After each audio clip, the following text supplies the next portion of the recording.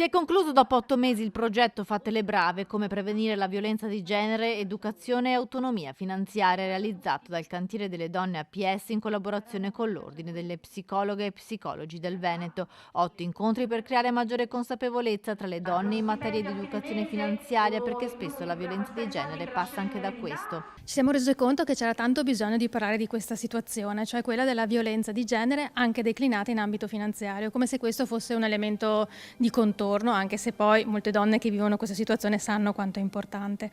Però forse tante donne non avevano compreso come questa situazione si declinasse anche in piccoli comportamenti, in altre situazioni che non sfociano per forza in situazioni troppo violente. Quindi è stato importante per far emergere la necessità di parlare di certi temi e di condividere e di informarsi sempre di più, quindi adesso c'è più consapevolezza rispetto a questa problematica. Nella serata conclusiva il bilancio di questo percorso, che potrebbe essere il primo di una lunga serie di eventi per mettere in rete le donne e prevenire fenomeni di violenza. In questi mesi molte hanno scritto per raccontare la propria storia. Ci hanno addirittura scritto moltissime mail chiedendoci aiuto. L'ultima, la cito, ci ha parlato di una situazione di sovraindebitamento proprio perché l'ha sentito parlare proprio in uno dei nostri incontri e ha detto: ho capito finalmente di che cosa sono vittima, ho capito che c'è uno strumento, ho bisogno di aiuto per usare questo strumento. Ecco, quindi secondo noi Fate le Brave è stato utile, questo è importante, per svelare delle cose, per fare informazione